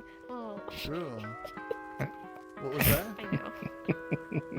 Car's teasing me. I got addicted to a phone game, a mobile game, and Car is teasing me because I play it so much. Oh, I see. So I'm doing exactly what I'm preaching against. Listen, we all have our joys, and my life is very serious. Like doing a PhD is very serious, so I need some like silly little pleasures. Absolutely. And that's totally fine. There's nothing wrong with it. I joke about it, but I never take it too far. I know. Yeah, no, you're just being supportive. I had a hand injury from it, so Kara's trying to get me to cut down. Oh wow. Yes. Well, to sort of segue back, because we covered Kara's like experiences and talk about, you know, her involvement to communities and such. But how about you, T? Oh, well, I feel like I touched on it a little bit before, like when I think back to, you know, meeting some of my queer friends, and I lived in New York, and this was back there, and being part of the drag scene there. I felt like those were kind of the seeds of really finding community and feeling at home. But then, you know, also like the pandemic hit, and it was not a hospitable place to be for a Canadian or for, you know, many people in the US either. It was really hard, and like to not have that community was really challenging. So yeah, and then kind of like around that time or shortly thereafter, like getting involved with this community and coming here, like I think I initially thought like, oh, this is something I'll do kind of in the meantime, or this is something I'll do that's like related to work. But you know, it became a lot more than that, and you know, that also had to do with meeting you, Cara, and meeting people like you, Mika Bunny. And I think I have always like, I was very shy when I was really young, but in my like 20s and onward, I felt like a really social person who can like chat with strangers and be very gregarious, and that is me. And I think like the intimacy and the like nurturing qualities and the way of spending time together and slow time that I experienced in VR has deepened my IRL connections as well, and taught me about being in community there. And I have like, you know, in the last year or so, I've met some of the best friends I've ever had in the physical world, and it's like, I think this has fed into my ability to be present for those friendships. Well, and you've told me about like, you know, your experience of doing stuff like you know, queer swimming and stuff like that, and getting yourself involved in you know, queer communities in the physical world as well, and sort of making strides towards self-discovery by being with like-minded individuals. Totally. And I'm always learning stuff about myself, and like, you know, and I told you both of this, like I recently started testosterone, and that was not something I'd imagined for myself. And it was something that I thought I had to come to that decision like totally individually in isolation, and then it would be valid. But it was partially like seeing my friends on HRT, on estrogen or testosterone, hearing about their experiences and seeing transformations in them. And I was like, hey, this might be something I'm interested in as well. And I don't want it to sound like I was like jumping on some kind of bandwagon. That wasn't it. But like, I do think our experiences and our curiosities are formed in community. Sure. Yeah. And, you know, Yes. it's like that's been a huge impact. And that was also related to VR, being embodied differently and like having this kind of femboy avatar. I was like embracing more of that androgynous side of myself. So it's fun, and it's the same kind of like flexibility and playfulness that I experience here. I'm like, that can extend to all areas of my life. Absolutely. I love that. Absolutely. Sure, and both can sort of like feed into each other and sort of enrich the experience of both sides. Yeah, we're relational. And don't have to be like treated as like mutually exclusive, and you know, like one who spends time in VR is like putting their whole life into VR or whatever. No, like it can be used as a tool to sort of like help all aspects of your life, you know, and in the physical world and you know, in the virtual world. And I love your sort of your take on that, and how both of you have sort of like taken in information and taken in stuff that you've learned here and experiences and community, and has like translated outwards, and you know, has carried over into the physical world as well. Yeah. And I think that's great. Yeah. I think so as well. And I know we kind of like touched on this a little bit before, I mentioned it, but what does queer joy look like for you? Bringing happiness to other people and finding happiness in giving people, bringing a smile to their face. At least to my point, like, and being in, and also being like accepted for who you are, and not having to fit some kind of form factor, and having other people not have to ask you a question about why you are the way you are, or create some kind of background character for yourself, and you can just Or be like, kind what's wrong of- with you? What happened to you? yeah, like, okay, why are you this way, you know, Where did things go wrong? Yes. You know, someone always wants to make you like some kind of anime character, and you have you need an origin story, you know, like. The irony being you are an anime character with an origin story. Yes. That's true. Wow. The irony does not escape us here. But I hear what you're saying. Fair. I guess not, but you know how it goes sometimes.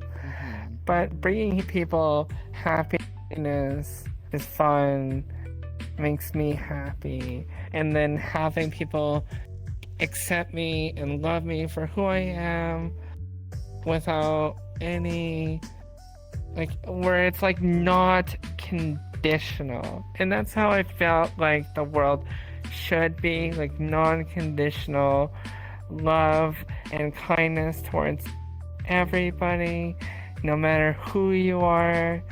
And like I hope society and eventually things go that way. But in the meantime, we have pockets of communities and groups that we can go towards that can kind of embody that image of what we perceive to be, a place to belong. I guess that's Sure. at the end of the day, that's kind of where we want to go to, right? Everyone wants to belong somewhere, and I want to have friends. I want people to feel like they belong and have a place to belong to, and have really fun adventures, and all that positive stuff. Mm-hmm. Absolutely. Yeah. Do you about you? anything? Do you have anything to add on to that? Yeah. Queer joy. I mean, everything you just said, I think that's so accurate and true and beautiful. And, I think it's also, some of the other things we said, like going slow, like taking time, sometimes working less hard or whatever it is. Mm-hmm. Taking Or pleasure hardly in working. things, or hardly working. And there's some privilege around that, of course. Not everyone. Well, you know what I mean. I'm not saying everyone has this ability to just I'm going on vacation. But I mean, even within allowing yourself to daydream. That's something a lot of people can do. Yeah. That being in a different form of time and a different form of relationality, I think especially with queer people or neurodivergent people who've experienced some of the pressures of a world that doesn't fit or that doesn't accept them, and then to come together and be we are going to celebrate those things that they said were our weaknesses, whether that's being really sensitive, cuddly, nurturing, even aggressive, straightforward. Maybe aggressive is the wrong word, but being no, you're not going to cross my boundaries, and I'm going to take pleasure and joy and celebrate desire with other people and wear what I want and go march in the trans parade. That was a beautiful experience that I had recently, and it's there was so much love and joy there, and it's yes, it's intense, and there are bills being passed in our province that we do need to march against, and there is the vocal minority of haters, but when you're in a crowd of a couple thousand people who believe a lot of the same things you do and are marching for the right to be celebrated and be different, then that felt like queer joy. I think that's beautiful. That ability to feel seen, to be heard, to feel celebrated. Is for me an embodiment of queer joy. Seen, heard, and celebrated.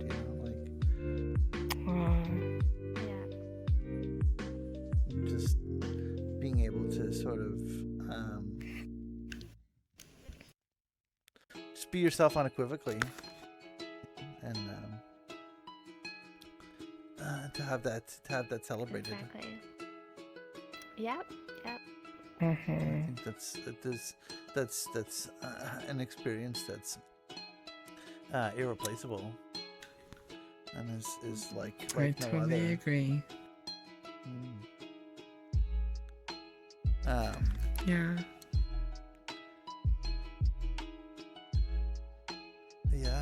Just what are some of the things that sort of happened to you in your life that have been positive experiences to being queer and or neurodivergent? what are some like some notable notable things that have sort of stick out in your mind?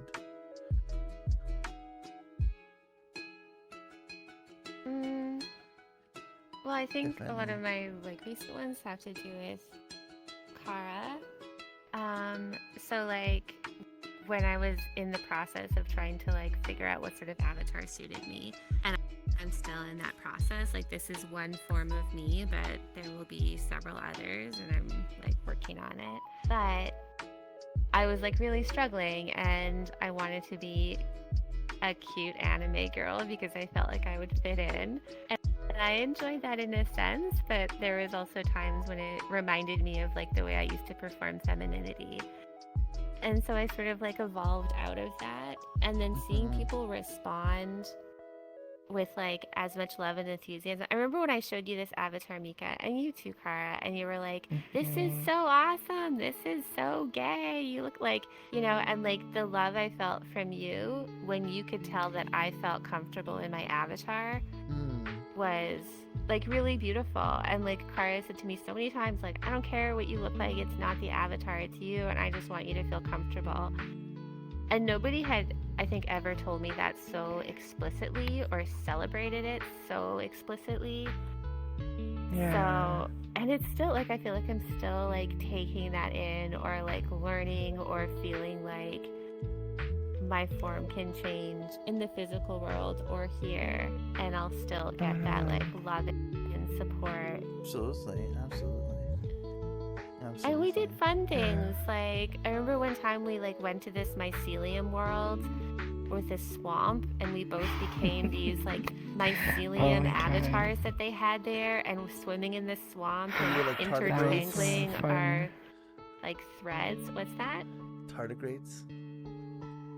Tardigrades? Yeah, like it was just so funny, and we were like flirting with Little each water other bears. too, and I'm like, Oh my this is God. so awesome to be this like mossy non-human thing, and then to feel like I'm interacting with another little piece of nature. Like it felt really like cellular and like we're all stardust kind of things, and I was like, that was awesome. And another form of queerness. I have a lot of good memories like that. Oh, that's cute. I love that. I love that.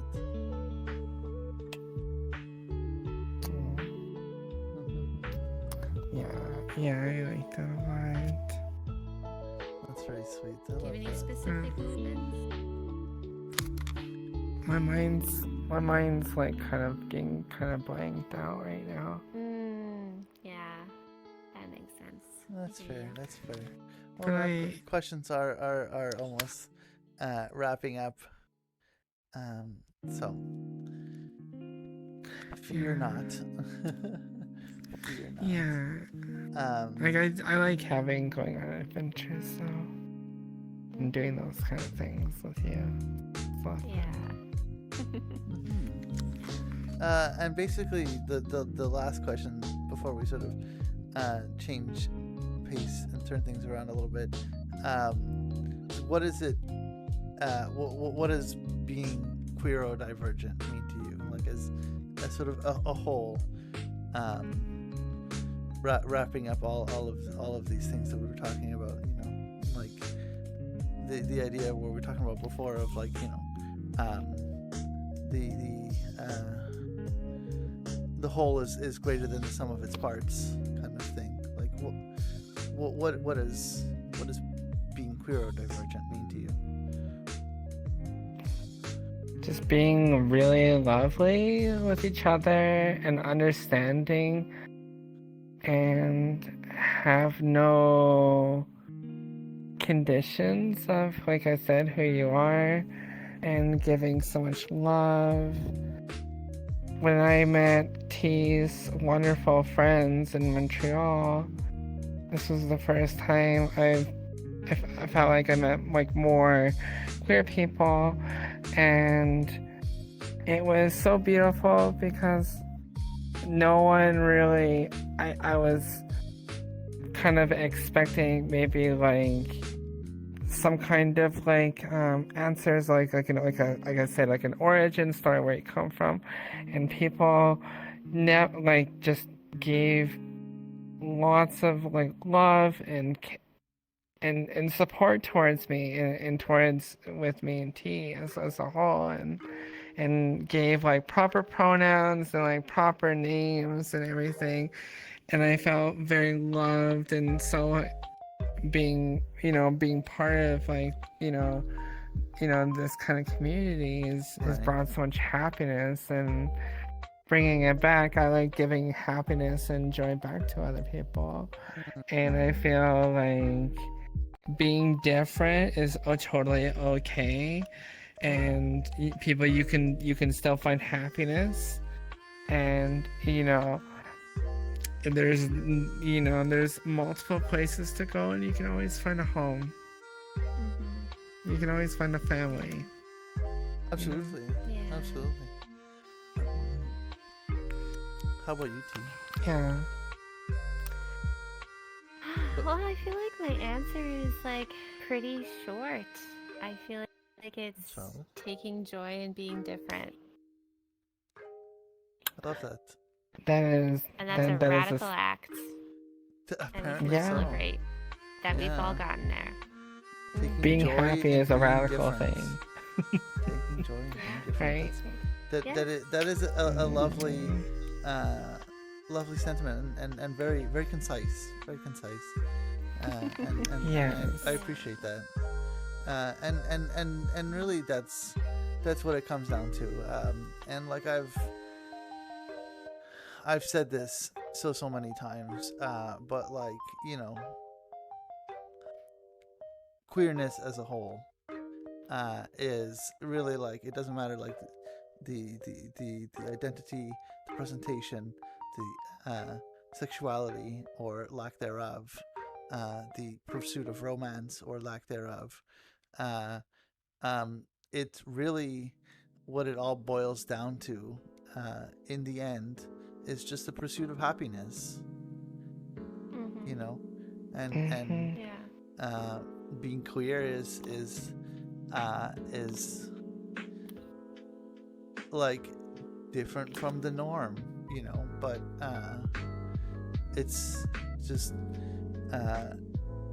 celebrating those differences, and same thing with being neurodivergent, it's and hence why it's called like divergent or diversity, as opposed to the typical, and the overlap of those two are very very large, and what you're saying is the conciseness of that, that all of these things, the culmination of your diversity is to be just celebrated. Yeah. Absolutely. 100%. 100%. I love that. And like, now that we've sort of covered through most of the questions here, or rather all of the questions, I want to sort of pose now questions like for you and for chat. If y'all have any for any of us, please like feel free. If you have thought of any questions, any topics that we haven't covered during our conversations, please like feel free to chime in and ask. But if you're content with just like listening and chilling, that is perfectly all right as well. But you too, if you have any questions for me.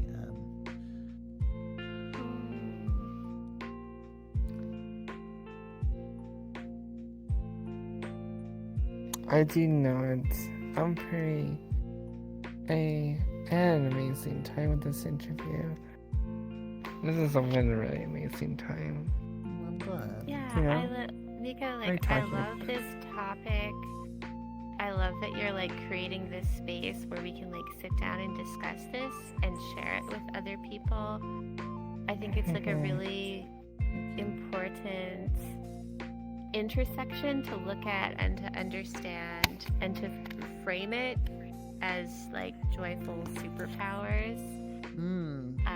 I think is like a really beautiful expression of queer joy and like a really positive form of activism. I appreciate that. That. It creates a wonderful safe space for a lot of people that are either queer or neurodivergent and have a place to basically express for who they are and, you know, being able to share their experiences and memories and stuff. You know? It's really nice to have a place to go and talk about this kind of stuff, you know? I appreciate that. So, you know, I really appreciate that for having me here with you. You're really sweet. Thank you. You know? I really do like believe strongly in these things, you know, like living as a queerodivergent person myself, you know, all my life. It's shaped my entire life to get to this point, you know, like and you know, as much as we have like upsets in our world and reasons where we've had like our differences put on blast in a sense, you know, put on a negative focus of like the fact that we are queer, the fact that we're neurodivergent, you know. But instead of focusing on those things, I wanted to take this time to sort of use to celebrate the glimmers, the positives, the light, the love that these aspects of our life bring, you know. And I think there's not enough spaces out there that provide that that inherent need for positivity, for that, like let's talk about like queer joy. Let's talk about like what superpowers we have as neurodivergents, you know, like how does it benefit us? How does it change our lives for the better? And I think these are topics that are really like I find really interesting, really fascinating, and like stuff that I feel need to be represented more. And these are things that I love talking about, you know. Like some of my favorite topics to talk about in general are queer things and neurodivergent things, you know. And you know, anytime I can sit and talk with my gay friends about gay stuff, you know, and it's just it sparks joy. It sparks joy, and I just I wanted to like bring that space out and create something, because this is something I've been like conceptualizing for like a few years now, and finally got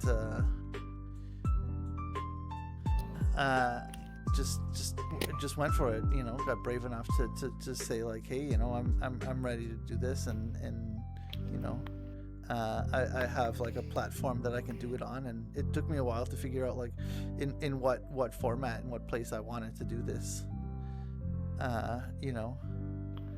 Well, I appreciate it. I think it's super cool. I'm glad. Yeah, it's really cool. Thank you so much. Yeah, thank you. Dead Pixel saying you are nothing more than the sweet people I have ever met. You are valid, loved, and most importantly, you are friends. Thank you. Aw, Pixel.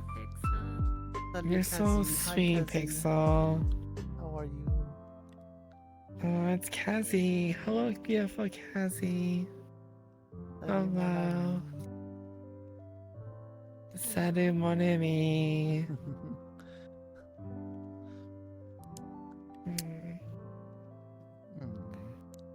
Well, thank you for saying that, Jason. Yeah. Thank you. thank you for both for taking the time out of your day, and the not just the time, but like the mental space to do this as well, because Yeah, you know it's a throughout. pleasure. Thank you. Throughout all of this, you know, like it's uh, it is important to sort of take that time to focus on the fact that this does take, you know, mental effort. This does take mental work here. So it is appreciated that you know, use some of your spoons to be here and Yeah. to chat with me about some of these things, because it means a lot. Anytime. Yeah, Anytime. it was really nice. Thank you, Mika. Oh, you're welcome. Of course, you're welcome. It is. It's a lovely experience, and I mean, like I've talked to you both at length about, you know, just how comfortable I am with the two of you, and you know, with how much I enjoy your presence. So having this like opportunity to sit down and have a talk with both of you, you know, has been a lucky and lovely experience for me, because it is you two are very close friends of mine, you know, and just having that time Anytime. It's really nice. Yeah, thank you, Mika. oh, of course, It's lovely hanging. It's always lovely hanging out with you. as it is with the two of you as well, as it is with both of you. I am Always. one second here. I'm just quickly like looking for someone that we can raid out to, because we have sort of concluded our time, and I know it is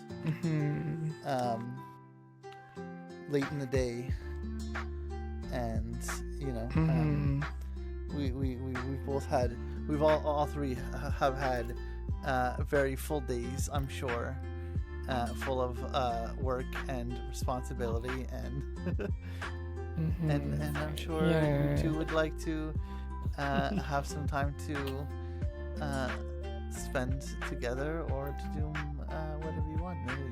Maybe do some drinking, maybe have some partying. I don't know, you know. But Yeah, I gotta have dinner. That's what I'm gonna do. I'm starving. Yeah, after this, I'm definitely gonna like munch on something, and I have a little party to attend to. You know, there's some friends that have their weekly get together. Party drinking night. Yeah. Party drinking night. I don't know how much drinking I'll be doing, but I'll definitely be participating, being there, and You'll do it. You'll be the party. You'll be in the party. I'll be the Party's gonna be in my belly. I love that. Good. Yeah. I hope you get some good noms and some good foodies in there. Get those noms. Nom. Just looking for some folks playing some VR chat that we can go bring some love to.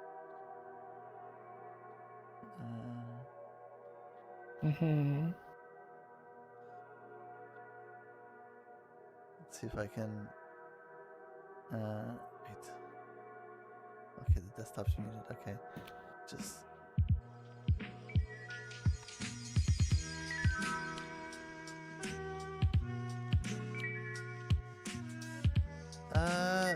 Let's. Oh, they're playing some horror maps. Ooh, spooky. Spooky.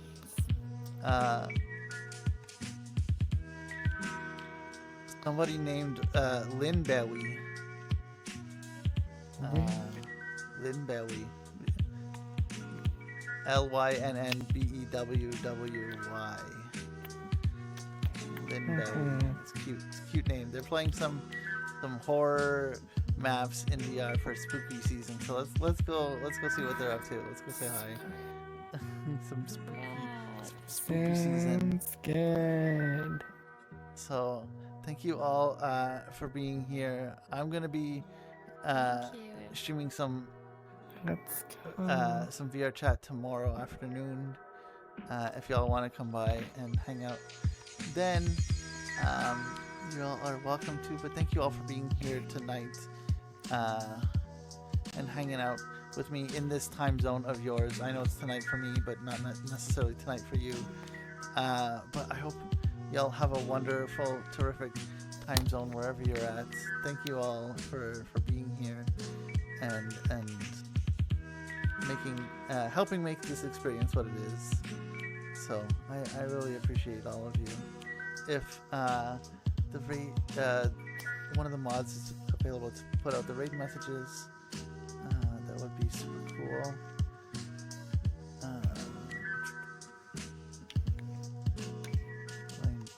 Belly, there we go. I don't seem to have my mods available, so oh, there we go. There we are. Thank you so much, two men. Thank you. All right, copy the raid messages, folks. Please take care of yourselves. Do something nice for yourself. And I'll make sure to see you all very soon. I don't know why I'm not able to copy the raid message myself. But it's not working. It's not working. It's not working. My mouse isn't selecting things. Anyways, I know. Yes. I'm just gonna say bunny raid once I get there and call it bunny that. Raid. All right, folks. Y'all take care of yourselves. Thank you for being here. And I'll see you all on the next episode. What is tomorrow for me? Yeah. Take care, everybody. See you later. Have a wonderful afternoon or evening or time zone. Bye, folks.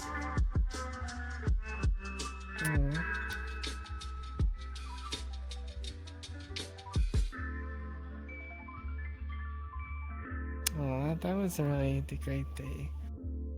Let me just hold on quickly. Oh, of course. Of course. Like stupid. Silly Louie.